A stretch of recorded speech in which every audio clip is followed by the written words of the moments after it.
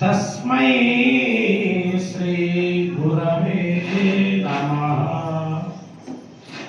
गुरवे सर्वलोकानां भिषजे भवरोगिणां निधये सर्वविद्यानां दक्षिणामूर्तये नमः। वागर्थाविव सम्पृक्तौ वागर्थप्रतिपत्तये जगतः पितरौ वन्दे पार्वती परमेश्वरौ। श्रीनाथाद्युतपालित त्रिभुवनां श्रीचक्रसञ्चारिणीं गानासक्तमनोज्ञ यौवनलसत् गन्धर्वकन्याद्रुतां दीनानामतिवेलभाग्यजननीं दिव्याम्बरालङ्कृतां श्रीशैलस्थलवासिनीं भगवतीं श्रीमातरं भावये। శ్రీ అఖండ బ్రహ్మసూత్ర సిద్ధిలింగేశ్వర స్వామి లింగం ఆ ప్రతిష్ఠ సందర్భంగా నిన్న రాత్రి కూడా ఇక్కడ ప్రవచన కార్యక్రమం జరిగింది. భక్తులు ఎంతో చక్కగా శ్రద్ధాసక్తులతో విన్నారు అని రాజశేఖర స్వామి మళ్ళీ ఈ రోజు కూడా యంత్ర ప్రతిష్ఠ అయిన తర్వాత ఆ విగ్రహాలన్నీ కూర్చోబెట్టాలి, ఆ మేస్త్రీలు సరిగ్గా సిమెంట్ వేయాలి, ఇదంతా గంట కార్యక్రమం పడుతుంది, అలంకారం చేయాలి. ఇవన్నిటి తర్వాత పూర్ణాహుతి దీప దర్శనం. మరి అంతవరకు యజ్ఞం అంటే కేవలం మనం హోమగుండంలో అగ్నిని ప్రజ్వలింపజేసి హోమద్రవ్యాలు వేస్తూ చేసేది ఒక యజ్ఞం. ఆ యజ్ఞం కామికం అంటే ఏ ఏ కోరికలు చేస్తామో ఆయా కోరికలు నెరవేరుతూ ఉంటాయి. పుత్రకామేష్టి యాగం అంటే సంతానం లేని వాళ్ళు చేస్తారు. చండీ యాగం అంటే శత్రువులు నశించడానికి చేస్తారు. మళ్ళీ మనం బాగా అవుతుంటే ఓర్వని వాళ్ళు ఉంటారు లోకంలో, అది కూడా మనకు ప్రమాదం. అట్లా ఓర్వలేని వాళ్ళు మన పైన ఒక దృష్టి అంటాం. అందుకే ఏమైంది ఏమిటంటే దృష్టి అయిందంటారు. దృష్టి అంటే ఏమిటంటే దృష్టి. ఒక మంచి ఇల్లు కట్టుకున్నా ఆ వాళ్ళు చూడు ఏం లేకుండా ఉండి ఎట్లయిందో అని అంటే చాలు, అదేమవుతుంది, దాని ప్రభావం పడుతుంది. అందుకే మనం బూడిద గుమ్మడికాయ పెడతాం. కొన్ని ఇళ్లలో 15 రోజులకి వారం రోజులకి ఎండిపోతుంటుంది. గమనించండి మీరు. అంటే మీ ఇంటి పైన దృష్టి, దాన్నే తెలంగాణలో నజర్ అంటారు. మరి అవన్నీ కూడా వెళ్ళిపోవడానికి ఒక్కొక్క హోమం చేస్తూ ఉంటాం. మనం ఇంట్లో శాంతి లేదు, రుద్ర హోమం చేస్తాం. ఈ విధంగా అనేక రకాల హోమాలు ఉంటాయి. మరి ఇప్పుడు ప్రతిష్టాంగ హోమం అంటాం. మనం ప్రతిష్ట చేసేటటువంటి ఆయా దేవతల్ని ఆ మంటపం ఉంది కదా, అందరిని ఆహ్వానిస్తారు. అందరిని ఆహ్వానించిన తర్వాత వాళ్ళకు భోజనం పెట్టాలి కదా. మనం అందరం వచ్చినాం, ఇది పీఠం చిన్నదా పెద్దదని ఆలోచన చేయం. అయ్యగారికి ఎక్కడి నుంచి డబ్బులు వస్తుందో మనకు తెలియదు. కానీ వచ్చిన వాళ్ళు ఏమి స్వీకరిస్తే తృప్తి చెందుతారు. కార్యక్రమం ఎంత బాగైనా ఇక్కడ భోజనం లేదనుకోండి సాయంత్రం వరకు ఎట్లా అనిపిస్తుంది? కార్యక్రమం బాగలేదంటారు. ఎందుకొరకు? తాను తృప్తి పడాలి. ఇది అన్నదాన యజ్ఞం. మరి దేవతలకు కూడా పిలిచినటువంటి వాళ్ళందరికీ హవిస్సు సమర్పించడం, దాన్నే అగ్నిముఖావై దేవాహ. మన కడుపులో ఆకలి వేస్తే నోటి ద్వారా భోజనం చేస్తాం.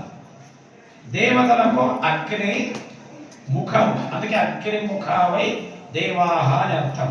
అందుకే మనం గృహప్రవేశం చేసినా, కొత్తగా ఏం నిర్మాణం చేసినా ఇవన్నీ ఆయా దేవతలకు సంప్రీతి చెందించడానికి మనం అగ్ని ద్వారా ఆయా హవిస్సులు సమర్పిస్తాం.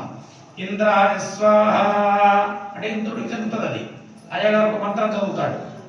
తర్వాత ఇంద్రాయ ఇదం నమమ, అయ్యా ఇదం నమమ అంటే మమ అంటే నా యొక్క, నా అంటే కాదు, ఇది నాది కాదు నీవిచ్చిందే నీకు సమర్పిస్తున్నా అనే అహంకారవర్జితమైన భావనతో దేవతలకు హవిస్సు సమర్పణ చేస్తాను. వారు సంప్రీతి చెంది ఏం చేస్తారు? కాలే వర్షతు పర్జన్య, సమయానికి వర్షాలు కురిపిస్తారు. మనం ఎంత ఆధునికంగా సాంకేతిక పరంగా ఎదిగినా, కంప్యూటర్లో వచ్చిన ఆ వాటిని రోడ్లో వేసి రోకంతో దంచి మనం ఉడుకోబెట్టుకొని తింటామా? కంప్యూటర్లో ఏం పండాలి? పంటలు పండాలి. పంటలు పండాలంటే కాలే వర్షతు పర్జన్య, సమయానికి వర్షాలు పడాలి. ఆ పంటలు పండితేనే భోజనం. మళ్ళీ ఏం కావాలి?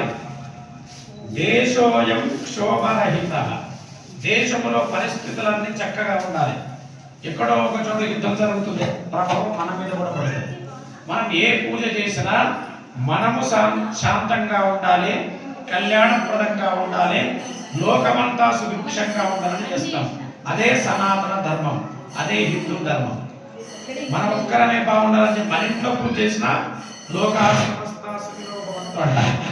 మన ఇంట్లో యజ్ఞం చేసిన, గృహప్రవేశం చేసిన, అది ఆ విధంగా ఆయా దేవతలకు అవిస్సు సమర్పించి ప్రతిష్ఠించేది లింగము కాబట్టి ఆ లింగానికి సంబంధించిన ప్రధాన మంత్రాలు ఇంతవరకు రాజశేఖర స్వామి చక్కగా 108 మంత్రాలు మూల మంత్రం చేత ఇవన్నీ చక్కగా చదివారు. అట్లా దానివల్ల ఏమవుతుంది? ప్రతిష్ఠించే లింగానికి శక్తి వస్తుంది. లింగానికి ఎప్పుడైతే శక్తి వస్తుందో మనం మొక్కితే ఏ కోరికలు కోరితే ఆ కోరికలు నెరవేరుతాయి. వెంకటేశ్వర స్వామిని ఎందుకు దర్శిస్తారంటే ఎంతమంది ఎక్కువగా దర్శించిన కొద్దీ, ఎన్ని ఉత్సవాలు చేస్తే అంత శక్తి పెరుగుతుంది. ప్రతిష్ట చేసిన వదిలిపెట్టిపోయినాం అనుకోండి, ఆయన కూడా మన దిక్కు చూడడు. మనం ఆయన దిక్కులో చూస్తేనే, ఇప్పుడు నేను మీ దిక్కు చూస్తేనే మీరు నా దిక్కు చూస్తున్నాం. భగవంతుడు కూడా అంతే, ఆయన దిక్కు మీరు చూస్తుంటే మీ మొక్కులు నెరవేరుతాయి. మీరు ఇక్కడ వదిలిపెట్టేది పోయేది అది రాజశేఖర స్వామి మన ఎందుకు అనుకోకూడదు. ఈ విశేష ఉత్సవాలలో 2 టెంకాయలు, ఏమి లేకపోతే 2 అగరబత్తీలు, ఈ విధంగా ₹1 11 రూపాయలు ఇక్కడ జరిగే కార్యక్రమాలకు సమర్పణ చేస్తూ ఉంటే ఆ భగవంతుడికి మీరు మొక్కినప్పుడు మీ కోరికల్ని ఆయన నెరవేరుస్తాడు.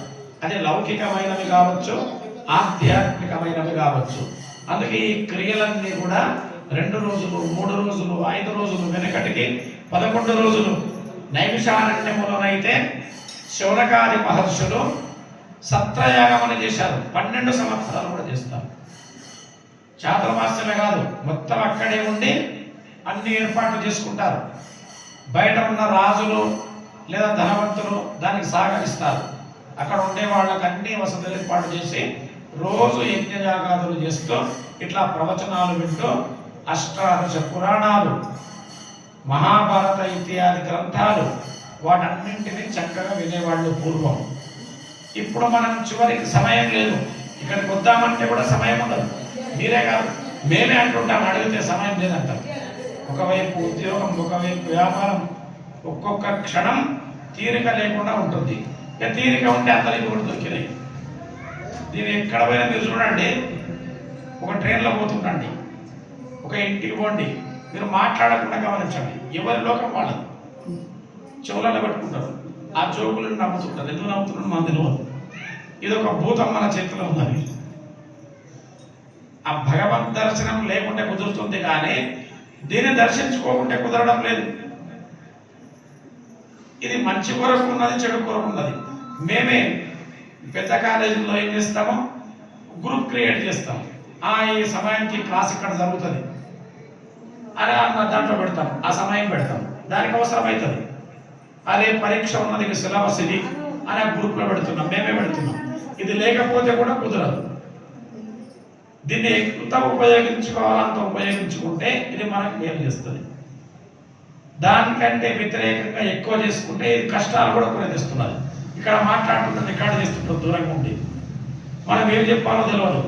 ముందు చెప్పిందంతా కట్ చేస్తారు, ఏదంతా వ్యతిరేకం చేసింది అది పెట్టి మహాంతేర స్వామి ఇట్లా అన్నాడు, ఈ విధంగా ఆయన మీరు చూసే వాళ్ళది వినరు. నువ్వు ఈ మాట మాట్లాడతావు, ఏంది మాట, నాకు జరిగినాయి చాలా, నువ్వు ముందు తిరిగినావంటే లేదు, నేను పెట్టాడు, అది కట్ చేసి పెడతాడు. ఆ ముందు దొరకాలంటే చాలా కష్టం, ఒకదానికొకటి సంబంధం ఉంటుంది. ఈ విధంగా ఆధునిక కాలంలో అనేక రకాల శాస్త్ర సాంకేతికత పెరగడం వల్ల సౌఖ్యాలు ఎక్కువైనాయి. చిన్ననాడు బావిలో నుంచి నీళ్లు చేయాలంటే చేదుడు బావులు ఉండేవి, ఇట్లా కొన్ని గిరకలు ఉండేవి. ఈ యోగాలు ఎక్సర్సైజ్లు అప్పుడు అవసరం లేదు. పొద్దున లేవని 50 బిందెలు చేదాలే గోలెట్లు అనేది అవి నింపాలి, మళ్ళా సాయంత్రం వరకు అవి నింపాలి. ఇక కట్టెలు కొట్టాలి, మగవాడు కట్టెలు దేవాలి. షుగర్ ఎందుకు వస్తుంది, బీపీలు ఏమి రాలేరావు, అన్ని దంచాలి రోడ్లో వేసి మిరపకాయ దగ్గర నుంచి. ఇప్పుడు అన్నీ ఏమైనా సున్నితంగా ఇట్లా ఫ్యాన్ ఉందంటే ఆటోమేటిక్ ఇట్లా ఇట్లా అనాలి, అదే ప్రారంభమవుతుంది. టీవీ ఉన్నదంటే ఇట్లా ప్రారంభం చేయాలి. దీనివల్ల అనేకమైనటువంటి రుగ్మతలు ఏర్పడుతున్నాయి. అవి శారీరక రుగ్మతలు, తద్వారా మానసిక రుగ్మతలు, ఇవన్నీ ప్రారంభమవుతున్నాయి. మరి ఈ సమయంలోనే మనము ఆధ్యాత్మిక చింతన చేసినట్టయితే అది ఎక్కడ లభిస్తుంది? మరి ఇటువంటి ప్రాంతాల్లోనే లభిస్తాయి, వేరే దగ్గర లభించవు. ఒక దేవాలయము, మఠాలు, ఈ రకమైన పీఠాలు, మరి అక్కడ కార్యక్రమాలు రోజు చేస్తుంటే కూడా ఎవరు రారు, నిత్య పూజలు ఉంటాయి, ఇస్తారా? అందుకే మన వాళ్ళు ఏం చేశారు, పక్షోత్సవాలు, మాసోత్సవాలు, వార్షికోత్సవాలు, బ్రహ్మోత్సవాలు, 12 సంవత్సరాలకు కుంభాభిషేకం అని, ఈ విధంగా వీటి తర్వాత పుష్కరాలు. మనకు తెలియకుండానే మనం ఏం చేస్తున్నామంటే పుణ్యాన్ని సంపాదిస్తున్నాం. డబ్బు సంపాదిస్తాం వ్యాపారం పెట్టి, చిన్న వ్యాపారం పెట్టి కొద్దిగా లాభం వస్తుందని వ్యాపారాన్ని విస్తరిస్తాం, అంటే ఎక్కువ చేస్తాం, ఎక్కువ సంపాదిస్తాం. ఈ పుణ్యం కూడా సంపాదననే. అది ఎవరు చేయాలి? ఇప్పుడు నేను భోజనం చేసినా అనుకోండి, మీరందరూ కడుపు నిండుతాయా? లేదు మీరందరూ భోజనం చేశారు, అవు స్వామి మేము అందరం చేసినాం కదా, మీ కడుపు నిండిందంటామా? ఎవరు భోజనం చేస్తే వాళ్ళ కడుపు నిండుతుందో ఈ పుణ్యం అనేది మాత్రం ఇది వైయక్తికం, ఎవరిది వాళ్ళే సంపాదించుకోవాలి. చివరికి వివాహంలో కూడా అబ్బాయి చేత ప్రతిజ్ఞ చేయిస్తాడు ఎవరు? అమ్మాయి తండ్రి, కన్యాదాత. ధర్మేచ అర్థేచ కావేచ నాతి చరామి అంటాడు, మోక్షించాలని. అక్కడ మోక్షం ఎవరికి వాళ్ళు సంపాదించుకోవాలి. ఎందుకంటే కలిసి జీవిస్తారు కానీ కలిసి పోరు, ఎవరు ముందు పోతారో తెలియదు. ఆ విధంగా ఎవరికి వారు సంపాదించాలి. అందువల్ల ఎవరికి వారు సంపాదించాలంటే పుణ్యకార్యాలు ఎవరి స్వార్జిత విత్తముతో వాళ్ళు, అంటే స్వార్జిత విత్తం అంటే కుటుంబంలోకి వచ్చే వరకు ఆ కుటుంబం విత్తం అవుతుంది, ధనం అవుతుంది. మనం చేసే పూజలు ఉంటాయి, అవి ఎవరికి వాళ్ళు చేయాలి, ఎవరికి వాళ్ళు వినాలి. వినని చెప్పాను, 9 రకాల భక్తి మార్గములలో వినడము కూడా ఒక మార్గం, ఉత్తమమైన మార్గం. సఖ్యం అంటే భగవద్భక్తులతో కలిసి కూర్చోవడం, ఇట్లా కూర్చుంటే చాలు, అది సఖ్య భక్తి, అది స్నేహ భక్తి. అట్లా శ్రీకృష్ణుడు కుచేలుడు ఇరువురిది సఖ్య భక్తి. అతడేమో పేదవాడు, ఇతడేమో ద్వారకా నగరానికి అధిపతి. భగవంతుడు కూడా ఏం చేస్తాడు అంటే విచిత్రమైన పరీక్షలు పెడతాడు. చూడండి, పేదవాళ్ళకేమో పుట్టెడు సంతానాన్ని కలిగిస్తాడు, ధనవంతులకేమో సంతానం ఇవ్వడు. ఆ గుడి తిరిగి ఈ గుడి తిరిగి ఆ డాక్టర్ దగ్గరికి వెళ్ళి ఎక్కడెక్కడో తిరిగితే ఎప్పుడో కొంతకాలానికి కొన్ని సంవత్సరాలకు ఒక కొడుకు జన్మిస్తే ఎంతో పుణ్యం అనుకుంటారు వాళ్ళు. మరి కుచేరుడికి ఏమో లెక్కకు మిక్కిలిగా సంతానం ఇచ్చాడు. అతడు దరిద్రంలో మునిగిపోయాడు. అయినా శ్రీకృష్ణుడు అతన్ని ఏం చేస్తాడు? కనికరించి అతనికి కావలసిన భౌతిక సంపదను ప్రసాదిస్తాడు. ఇట్లాంటివి మనకు పురాణాల్లో అనేకంగా ఉన్నాయి, 1-2 చోట్ల కాదు. సఖ్యభక్తి ద్వారా కూడా దరిద్రుడైన కుచేరుడు ఏ విధంగా ధనవంతుడయ్యాడో, భగవంతుని భక్తి భజన చేయడానికి రాదు, భజన చేస్తున్నప్పుడు అట్లా కూర్చొని వినవాళ్ళ పాటలు పాడుతుంది, వీలైతే తాళం కొట్టు అను. అట్లా కూర్చోవడం వల్ల కూడా దరిద్రం తొలగిపోతుందని చెప్తుంది. ఇలాంటి కార్యక్రమాల్లో కూడా దూరంగా ఉండి చూడు, దగ్గరగా ఉండి చూడు, విను. దీనివల్ల పుణ్యం లభిస్తుంది. అది కనపడదు. పుణ్యం అనేది ఒక వస్తువు కాదు. ఒక వస్తువు అంటే బిస్కెట్ ప్యాకెట్ అంటే కనపడుతుంది, చక్కెర కిలో అంటే కనపడుతుంది. 10 రూపాయల పుణ్యం ఇవ్వని అడగండి షాప్లోకి వెళ్ళి. 10 రూపాయలు ఇచ్చి పుణ్యం ఇవ్వాలి ఇస్తాడా? కింద మీద చూస్తాడు. అంటే అర్థం ఏంటి? ఆ పుణ్యం ఎక్కడ ఇవ్వాలి? ఆ 10 రూపాయలు ఎక్కడ వేయాలి? మీరు తిరుపతిలో, శ్రీశైలమో లేదా ఇట్లాంటి కార్యక్రమాల్లోనో ఆ 10 రూపాయలు మీరు వెచ్చించారనుకోండి, పుణ్యం మీకు ఆసరా పడుతుంది, కనబడదు. అది ఎప్పుడు ఉంటుంది? ఈ శరీరాన్ని ఆత్మ విడిచిన తర్వాత ఊర్ధ్వలోకాలు అంటాం, పైలోకాలు. మనం దహనం చేసిన కిందన చేస్తాం, కరణం చేసిన కిందన చేస్తాం. అది దేనికి చేస్తారు ఉన్నవాళ్ళు? ఈ మట్టి శరీరము భౌతిక శరీరం అంటాం. ఈ శరీరంలో ఆత్మ అనేది చైతన్యం, ఆత్మ అనేది శివం. దానికి స్వరూపం లేదు. మనకందరికి స్వరూపాలు ఉన్నాయి. ఒకరికి ఒక్కొక్క రకంగా ఉంది, ఒకరి కళ్ళు ఒక రకంగా ఉన్నాయి, నేను ఒక రకంగా ఉన్నాను. ఒక తండ్రికి పుట్టిన పిల్లలే ఒకే రకంగా ఉండదు, కొద్దిగా భేదమైన ఉంటుంది. ఆ విధంగా మనుష్యులు లోకంలో కొన్ని కోట్లాది మంది ఉన్నారు. వాళ్ళందరి స్వరూపాలు వేరు, కానీ లోపల మనల్ని ఆశ్రయించిన ఆత్మకు స్వరూపము లేదు. ఆ ఆత్మ శరీరాన్ని వదిలిపెట్టి వెళ్ళిపోయిన సమయంలో మనము చేసిన పుణ్యము పాపము 2 కార్యాలను బట్టి స్వర్గము నరకమని నిర్ణయించారు పురాణాలు. స్వర్గం అంటేనేమో సౌఖ్యము, నరకం అంటేనేమో కష్టం. అంటే నీవు ఆత్మనేమో శాశ్వతంగా ఉండేది, చేసే క్రియను బట్టి అది మరో శరీరంలోకి ప్రవేశిస్తుంది. అందుకే మనవాళ్ళు ఏం చేశారు? 10 దిన కర్మ అన్నారు. 10 రోజులు ఏమి చేయకుండా అంటే వారు ఆ ఆత్మ ఇంకో శరీరంలో కలిసే వరకు 10 ప్రాణాలు ఉంటాయి. మన ప్రాణం పోగానే మనం వెళ్ళిపోము. మన వాళ్ళు ఏం చేస్తుంటారంటే కనపడుతుంది ఎవరికి? ఆత్మ వెళ్ళిపోగానే ఎవరెవరు నిజంగా మనం పోయినమని బాధపడుతున్నారు, ఒకరేమైన పైసలు ఎక్కడెక్కడ దాచిపెట్టాడు అవి మనకు వస్తాయా, ఇంకోనేమో అమెరికా నుంచి వాడు వస్తాడా, ఇవన్నీ ఆత్మ చూస్తుంటుంది.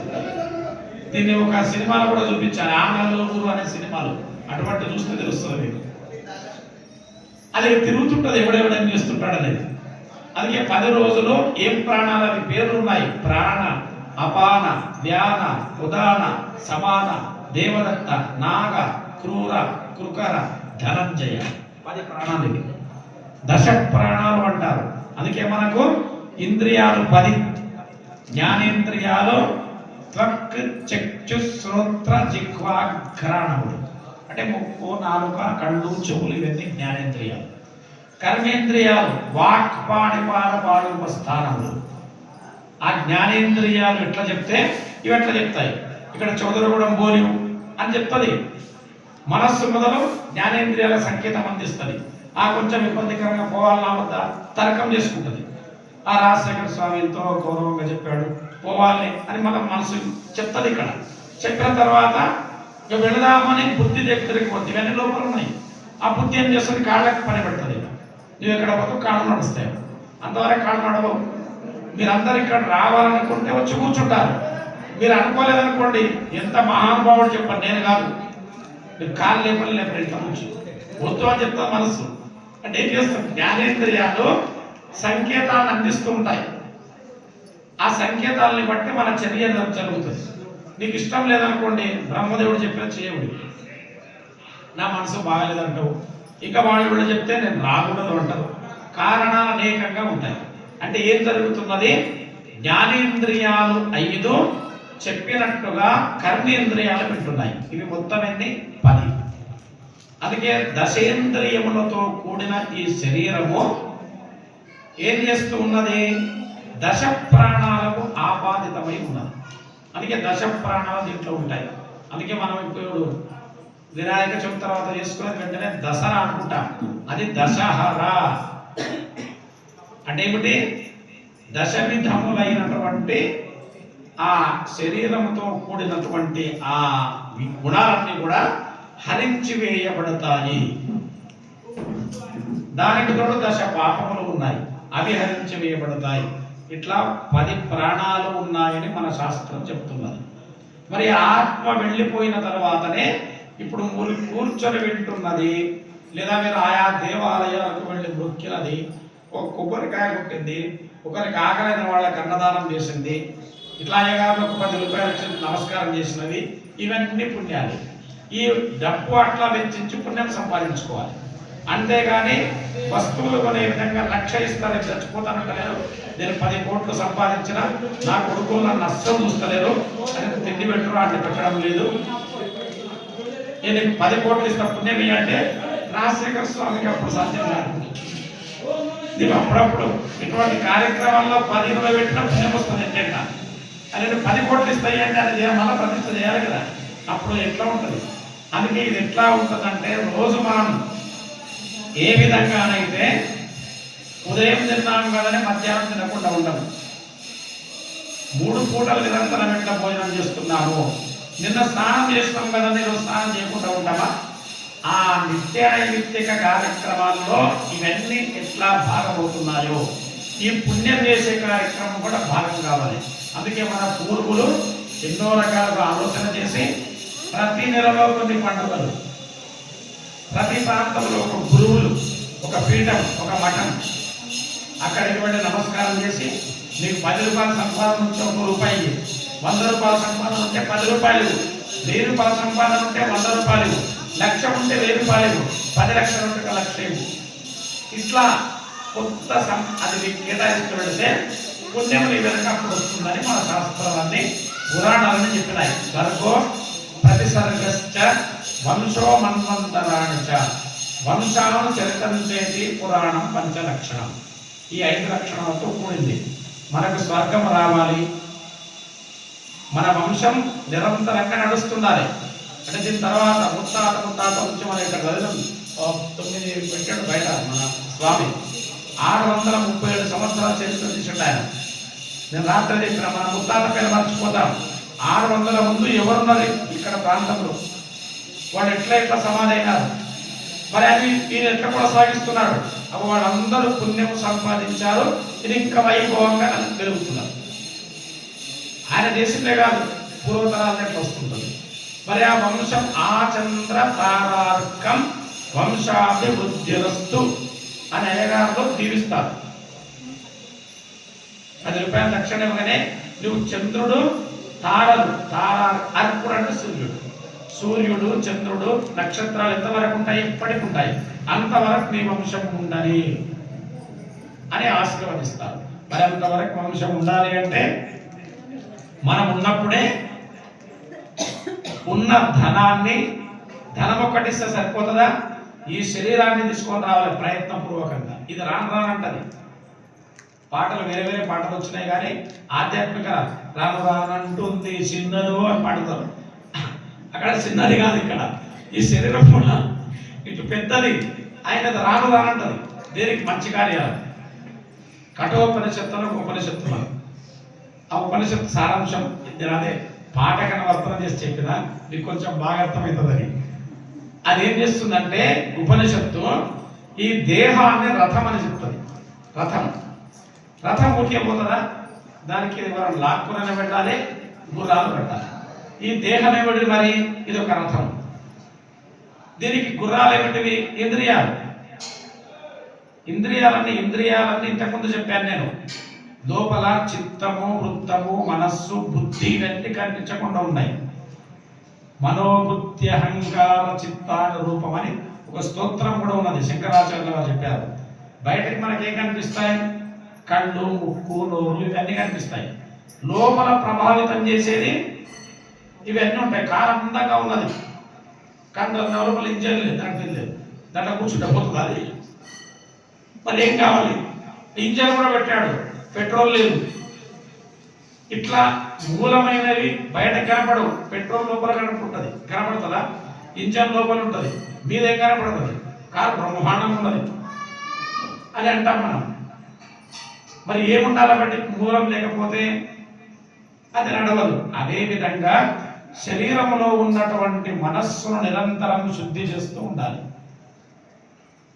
అది బుద్ధిని ప్రచోదితం చేస్తుంది. బుద్ధి చెప్పినట్టు శరీరం ఉంటుంది. ఇదే ఉపనిషత్తులు చెప్పినాయి. ఈ ఉపనిషత్తులో ఈ ఇంద్రియాలన్నీ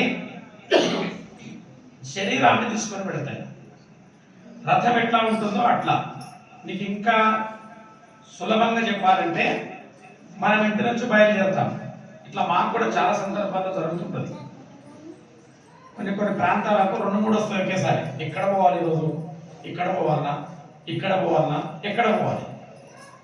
అదేమో జగద్గురు, ఈయననేమో శివాచార్యుడు, ఈయన మహాగురు. ఇవి చాలా సందర్భం మంచి వేరే విషయాల్లోనే కాదు, ప్రతి మనిషికి ఈ విధంగా మనస్సులో కల్లోలం జరుగుతూ ఉంటుంది. ఒక పిల్లనిచ్చేటప్పుడు కూడా మ్యారేజ్ గురువులకు వెళ్తారు, బయట తీసుకుంటారు.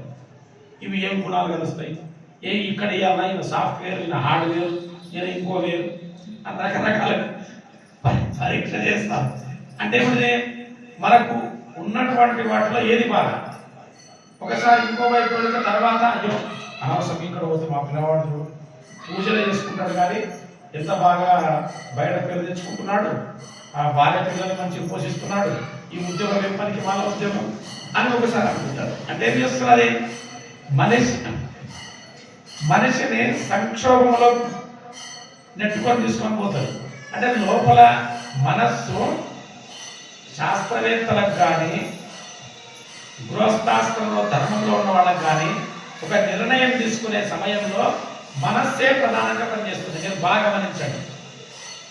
అప్పుడు ఏం చేస్తున్నారంటే గొప్పవాళ్ళు ఏం చెప్పారంటే ఆత్మబుద్ధి సుఖం చేయవ గురుబుద్ధి విశేషత పరబుద్ధి వినాశాయ ఇది చెప్పారు. ఇంకోటి స్త్రీ బుద్ధి ప్రళయాంతకం అన్నారు. కానీ ఇక్కడ స్త్రీ అంటే భార్య పిల్లలని అర్థం కాదు. మనల్ని ఎవరైతే నాశనం చేయాలనుకుంటారో అటువంటి స్త్రీ అని అర్థం. దీనికి అర్థం వేరే తీసుకుంటారు మనల్ని. స్త్రీలు బుద్ధి అట్లా కాదు. ఎప్పుడైనా భార్యనే ఆప్తోపదేశం చేస్తుంది. భర్త ఆపదలో ఉన్నప్పుడు భార్య ఆప్తోపదేశం అంటే ఆత్మమిత్రురాలుగా ఉపదేశం చేస్తుంది. కనుక ఆ శ్లోకంలో చివరిది అర్థం లేదు. మనము ఆలోచన చేసి తీసుకునే నిర్ణయం సుఖాన్ని ఇస్తుందట. గురువు అతని యొక్క అభిప్రాయాన్ని స్వీకరించి ఆయన చెప్పిన మాటను వింటే అది విశేషంగా పనిచేస్తుంది. ఎవరు పడితే వాడు 10 మందిని అడిగినాడు, ఆయన దాంట్లో ప్రవేశం ఉండదు, దీంట్లో ప్రవేశం ఉండదు. ఎవరిని పడితే వాడు అడిగి ఇష్టం వచ్చినట్టు నిర్ణయం తీసుకుంటే అది వినాశనం తీసుకొస్తుందని మన పెద్దలు చెప్పారు. అందువల్ల వీటన్నింటికి కారణం ఏమిటి, మనస్సే ఆలోచన చేస్తూ ఉంటుంది. ఆలోచన క్రియారూపకంగా మారుతుంది. అదే కఠోపనిషత్తు చెప్పింది. ఏమని చెప్పింది, ఇంటి నుంచి బయలుదేరినాం. ఈ శరీరం అనే రథం ఇది. బయటకు వచ్చిన తర్వాత రాజశేఖర స్వామి ఎప్పుడో 12 ఏళ్ల క్రితం చిన్నగా రేకులు ఉండే ఆ దత్తాత్రేయ స్వామిని నిలకొల్పాడు. అది ఇంతింతై వటుడింతై మరుగుదానింతై నభో వీటిపై అనే విధంగా పెరిగి ఈనాడు శివలింగం ప్రతిష్ఠ అవుతున్నది. అద్భుతంగా ఆయా దేవతలకు సంబంధించిన నిర్మాణాలు ఎంత కష్టపడ్డాడో, భక్తులు ఎంత సహకరించారో, లింగం కూడా పెడుతున్నాడు. ఇది అఖండ బ్రహ్మసూత్ర సిద్ధిలింగేశ్వర స్వామి లింగం అట. పోదామని ఇంత నుంచి బయలుదేరు మిత్రుడు కనపడ్డాడు. ఎక్కడ వస్తున్నారా, ఆయన కాక వస్తున్నాడు. హైదరాబాద్లో ఉన్నా, నాకు పని లేదు అంటే కొత్త సినిమా వచ్చిందంట అంటే పని అయిన తర్వాత చూసిద్దాంరా అంటాడు. ఈయన ఇంత నుంచి ఏమని బయలుదేరాడు,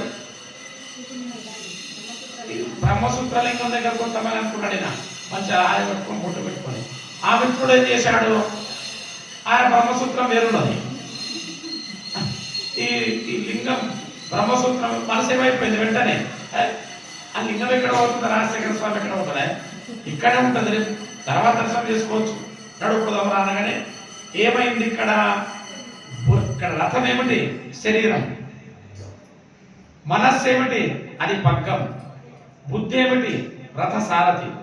రథసారథి పగ్గం, మనస్సు అనే పగ్గాన్ని పట్టుకున్నాడు. ఈ దేహం అనే రథాన్ని తీసుకొని వస్తున్నాడు. ఇంద్రియాలు, కర్మేంద్రియాలు ఇవి ఎట్లా ఇక్కడ పడితే ఇక్కడ కూడా తిట్టుపోతుంది, ఎక్కిపోతుంది. సరిగ్గా నడుపుకుంటూ పోతే ఇంద్రియాలు అనే గుర్రాలు చక్కగా ఈ హఠయోగ పీఠంకి వస్తాయి. ఆ మిత్రుడు వచ్చే వారికి ఏమైంది, ఈయన రథసారథ అనే బుద్ధి మనస్సు అనే పక్కన లూజు వదిలిపెట్టింది. దాన్ని వదిలిపెడితే ఏమైంది, ఈ దేహం అనే రథం పీఠం కూర్చొని హైదరాబాద్ పోయి సినిమా చూసి అరే ఇంకో రెండు వచ్చినారా ఏం పోతావు, రేపు ఇంకో పని ఉన్నది అన్ని ఖర్చు పట్టినాక నేను ఉన్నా కదా అనే వరకు వారం రోజులైంది, 10 రోజులైంది. ఇట్లా ఆయన ఈ పీఠాన్ని దర్శించుకోవాలి. అంటే ఏమిటి, మన సంకల్పము ఏది ఉంటుందో దానిని దృఢంగా ఉంచుకోవాలి. మంచిదైతే అది నిర్ణయం సరైనదా కాదా అని సందిగ్ధం ఉన్నప్పుడు గురువును ఆశ్రయించాలి. ఆ నిర్ణయం సరి అయినదే కాదు అనేటప్పుడు నియంత్రణని వదిలిపెట్టాలి. ఇట్లా మనకు పురాణాల సారాంశం అంతా ఇట్లా చెప్తున్నది. మనం తీసుకునే నిర్ణయం, మనం పంటను బాగా దున్ని సకాలానికి ఏ విత్తనం వేస్తే అదే మొక్క మొలుస్తుంది. మన శరీరంలో సంకల్పంలో కూడా ఏ ఆలోచన పెట్టుకుంటామో అదే ఆలోచనని పెడుతుంది. ఇట్లా మన ధర్మశాస్త్రాలన్నీ చెప్పినాయి. మరి వాటిని ఎప్పుడు మనం సాధించాలి? ఈ శరీరంలో ప్రాణం ఉన్నంత వరకు. ప్రాణం అంటే ఏమిటి? వాయువే. వాయువు ఇంకోటి రాదు. కరోనా వచ్చింది, బయట ఉన్న గాలిని లోపలికి పంపించాలి అంతే కదా, వెంటిలేటర్లో పెట్టారు. కరోనా ఏం చేస్తున్నది, బయట నుంచి లోపలికి గాలి పోవడం లేదు, లోపల గాలి బయటకు రావడం లేదు. ఏమవుతుంది అప్పుడు? ప్రాణం పోతుంది. చాలా మంది అట్లా పోయింది కదా. అంటే వాయువుకి ఎంత శక్తి ఉన్నది. మీరు మాట్లాడుతుంటే నేను గాలి పీల్చుకుంటున్నా చెప్తున్నా, మీరు గాలి పీల్చుకుంటూనే ఉన్నారు, కానీ అది కనపడదు. ఆ ప్రాణవాయువే ఇక్కడ చైతన్య రూపంలో ఉన్న శివుడు. అది బయటకు వెళ్ళి లోపలికి రాకపోయినా, లోపలికి వెళ్ళిన గాలి బయటకు రాకపోయినా ఏమంటారు మిగిలిన వాళ్ళు? చనిపోయిందట. 2 పదాలు. వాయుజేయక పుట్టి శ్లేష్మ కంఠము దట్టి ఆయాసమున నుండి లింగ పాయకను నా జిహ్వ పలుకునో పలుకదో హర ఇప్పుడు వేడెదను లింగ. ఎంత చక్కగా రాశాడు, పెద్ద పాట. సందర్భోచితంగా 2 వాడుకుంటున్నాను. వాయుజేయక పుట్టి శ్లేష్మ కంఠము దట్టి. శ్లేష్మం కంఠము ఎక్కువ అయినా కూడా ప్రాణవాయువు వెళ్ళదు. ఆ శ్లేష్మాన్ని ఆపితే కరోనా. మనకు వచ్చే ఎంతో మంది, లక్షల మంది మన ముందు చూసినాం. ఈ పదం పురాణాల్లో కూడా ఉన్నది. ఆ వ్యాధి పేరు, వచ్చే కీటకం నుంచి వచ్చే వ్యాధి పేరు. అంటే అర్థం ఏమిటి? ఈ ప్రాణవాయువు పుట్టగానే భగవంతుడు ఏ విధంగా నాసికాగ్రముల నుండి నిరంతరం ప్రసరింపజేస్తూ చివరిదాకా వెళ్ళిపోయేదాకా. ఎప్పుడు వెళ్ళిపోతాం? వెళ్ళిపోయే సమయం వస్తుంది. ఎవరు వస్తారు? యముని కింకరులొచ్చి బలిమి ప్రాణిని బట్టి తొలగదీసెడి వేళ లింగ హర హరాయని ఇచ్చ పుట్టునో పుట్టదో అరసి నిన్ను వేడెదను లింగ. యముని కింకరులు కనిపిస్తుంటారు. అప్పుడు భయం అవుతుంటది. ఇవన్నీ అబద్ధం అనుకుంటాం. మీరు మృత్యువు దగ్గరకు వచ్చిన ముసలోళ్ళ దగ్గర వెళ్ళండి, ఏమో భయంతో మాట్లాడుతున్నారు, అర్థం కాదు. అప్పుడు శివ రామ ఇవన్నీ రైకి రావు. అందుకే మంచిగా ఉన్నప్పుడే భజన అంతే. మరి భజన మన ప్రమేయం లేకుండానే భగవన్ నామస్మరణ చేస్తాం, సంకీర్తన చేస్తాం. అది కూడా పెద్ద పుణ్యకార్యమే. సంకీర్తనల్ అన్నారు. నీకు వచ్చినట్టుగా శివ శివ అంటే చాలు. నీవు ఏ రకంగా చెప్పినవని కాదు. అక్కడ చెరుకు వంకర ఉన్నా రసం తీయగానే ఉంటుంది, చెరుకు చక్కగా ఉన్నా రసం తీయగానే ఉంటుంది. అంటే భగవన్నామం కూడా మరి అటువంటిది ఇంట్లో చేయడం కంటే ఇటువంటి పీఠాల్లో చేస్తే, పుణ్యక్షేత్రాల్లో చేస్తే. క్షేత్రము అంటే అర్థం ఏమిటంటే తీర్థము అంటే నీరు ప్రవహిస్తూ ఉండాలి, దాని పక్కన దేవాలయం ఉండాలి. దాన్ని ఏమంటారు? పుణ్యక్షేత్రం అంటారు. మన ఇల్లు కూడా క్షేత్రమే.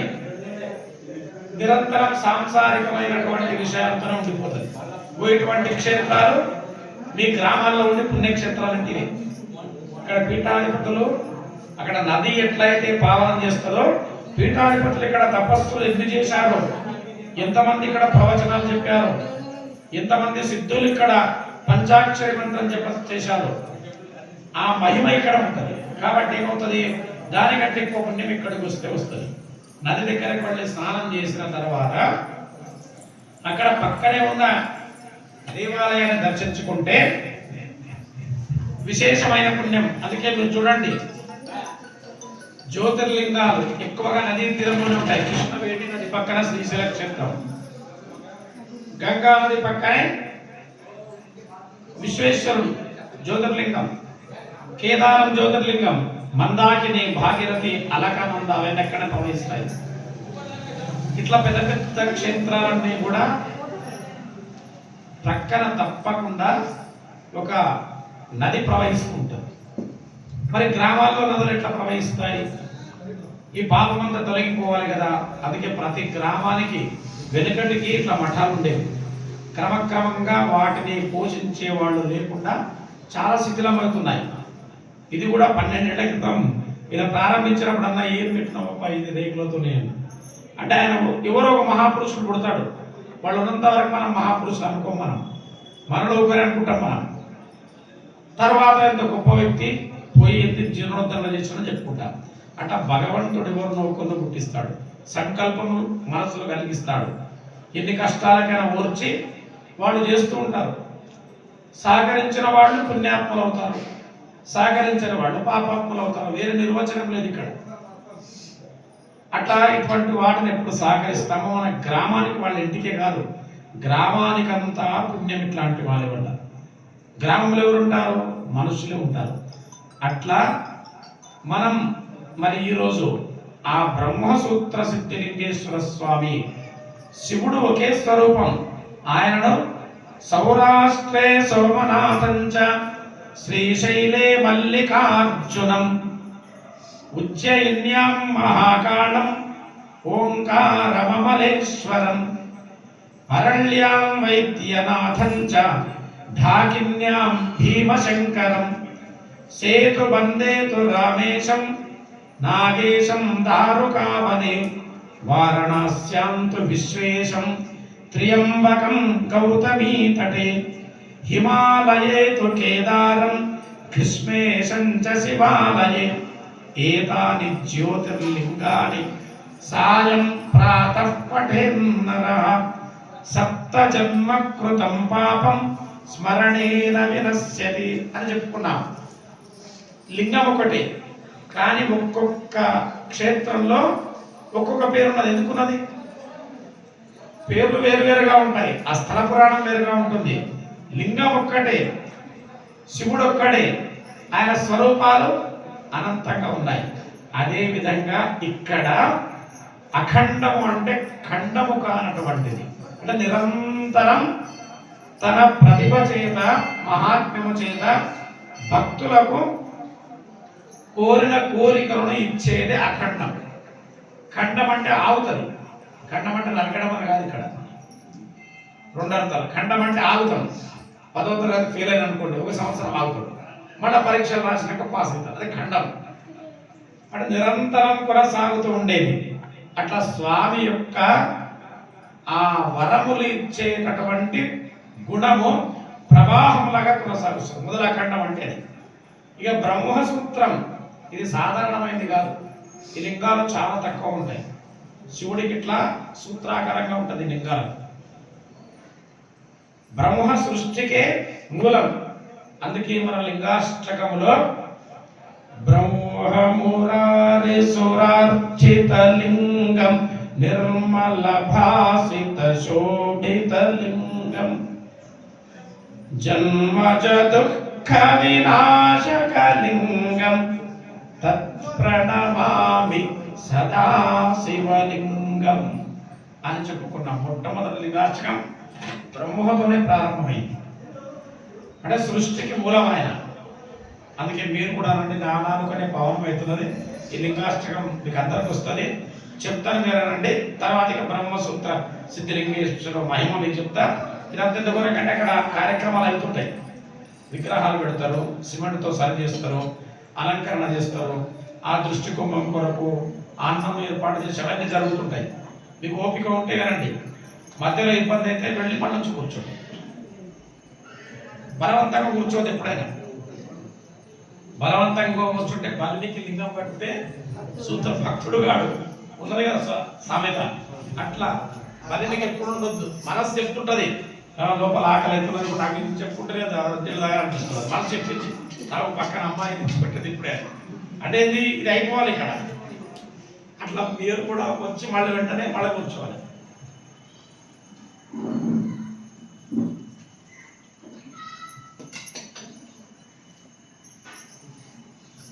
లింగాష్టకం తర్వాత లింగ మహిమ చెప్పుకుందాం.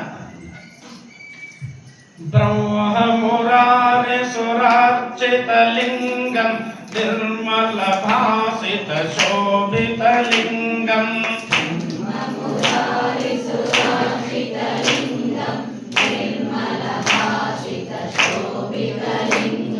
జన్మజ దుఃఖ వినాశక లింగం తత్ప్రణమామి సదా శివలింగం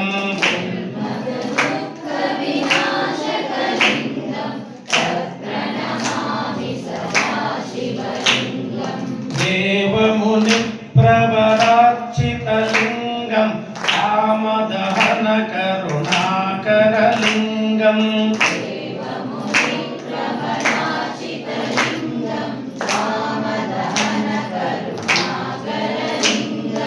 రావణ దర్ప వినాశక లింగం తత్ప్రణమామి సదా శివలింగం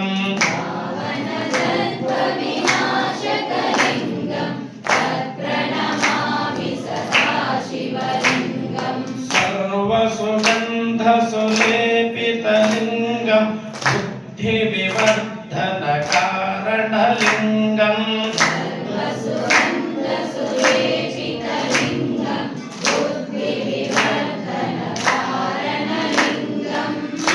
సిద్ధసురాసుర వందిత లింగం తత్ప్రణమామి సదా శివలింగం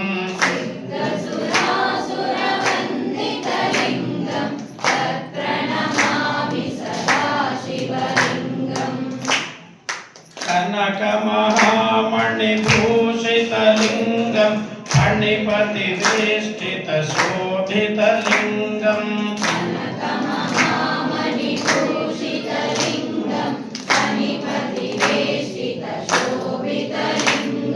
దక్షసు యజ్ఞ వినాశక లింగం తత్ప్రణమామి సదా శివలింగం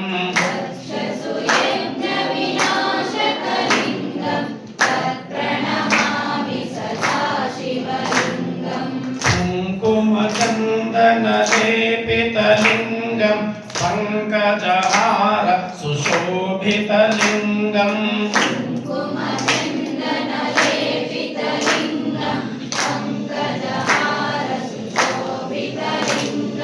సంచిత పాప వినాశక లింగం తత్ప్రణమామి సదా శివలింగం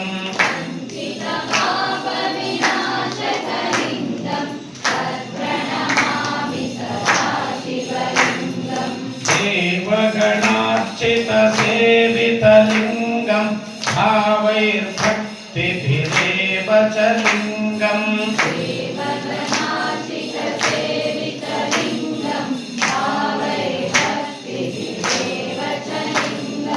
దినకర కోటి ప్రభాకర లింగం తత్ప్రణమామి సదా శివలింగం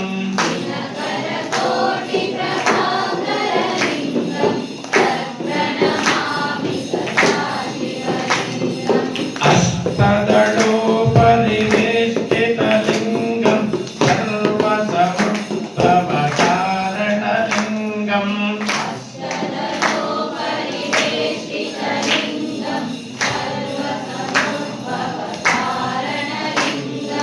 అష్టదరిద్ర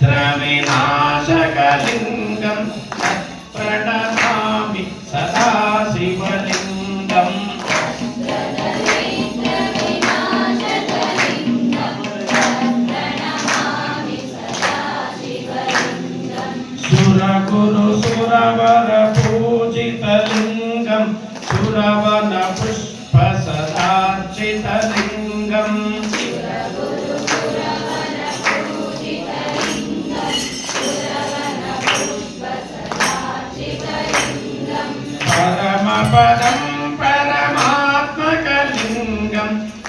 ప్రణమామి సదా శివలింగం.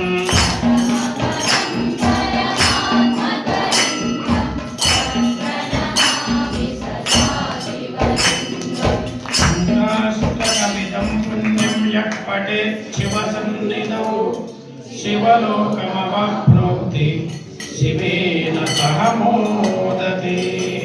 ఇదిగో బ్రహ్మసూత్రానికి అర్థం. బ్రహ్మ మురారి సుర అర్చిత లింగం.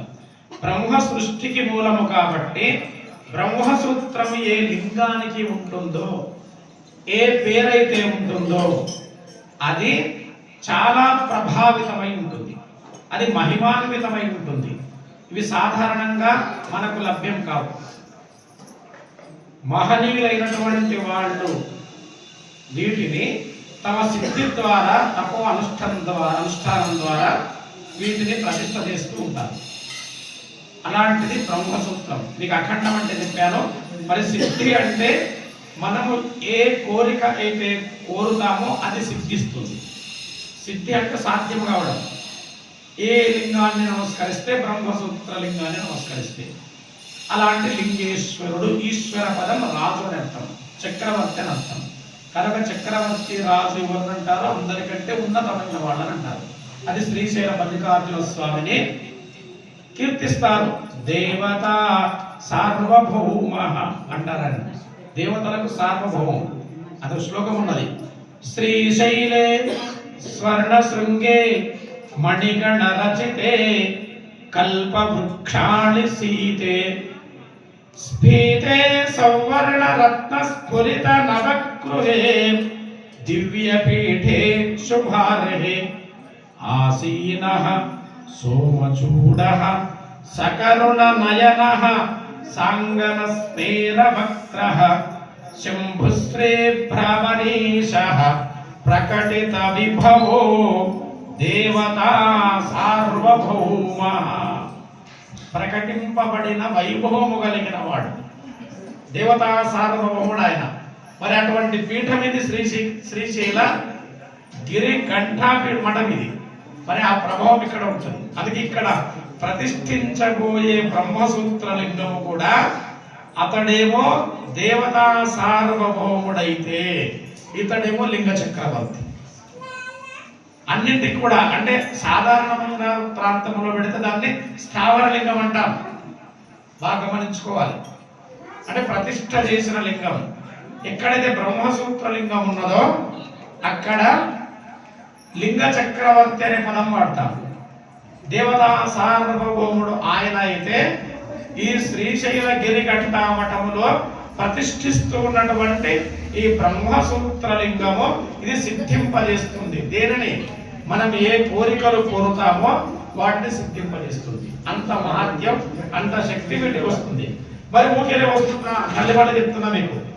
మీరు ప్రతి ఒక నియమం పెట్టుకోవాలి. ప్రతి సోమవారము అమావాస్యలో పౌర్ణమిలో భగవంతుడికి బాగా ముందే చెప్పాను నేను. మనం ఎంత నమస్కారాలు చేసి ఉపచారాలంటే చేస్తామో అంత శక్తి ఎక్కడ వస్తుంది. మనం చేయకపోతే శక్తి రాదు. ఎంతమంది భక్తులు వచ్చి ఎన్ని ఉత్సవాలు చేస్తే అంత శక్తి దేవదేవుడికి వస్తుంది. వెంకటేశ్వర స్వామికి అంతే. మరి దర్శనంలో 4 రోజులు నిలబడతాం, మనం 5 రోజులు నిలబడతాం. అందుకే ఆ స్వామికి అంత శక్తి. అందువల్ల ప్రతిష్ఠ చేసే సమయంలో శక్తి ఏమిటయ్యా అంటే అది ఆ పూజలు, జలాదివాసం, ధాన్యాదివాసం, శయనాదివాసం, ఇదిగో ప్రవచనాలు, మీరు చేసే యంత్రాల దగ్గర మీరు చూస్తున్నప్పుడు ఆయా ధాన్యాలు, తర్వాత యంత్రం మీద పెట్టేటటువంటి ఆ నవరత్నాలు ఇత్యాదులు అవన్నీ శక్తిని ఎట్లా ఇస్తాయో ప్రతిష్ఠ చేసిన తర్వాత మీరు చేసే పూజల వల్ల శక్తి లభిస్తుంది. ఆ శక్తి ఎంతవరకు పోతుందంటే చివరికి మీరు ఎట్లా కూర్చొని నాకు ఇది కావాలని స్మరిస్తే చాలు. వెంకటేశ్వర స్వామి, మల్లికార్జున స్వామి ఎట్లయితే మనస్సులో స్మరిస్తామో ఆ స్థాయికి పోతుంది క్రమక్రమంగా.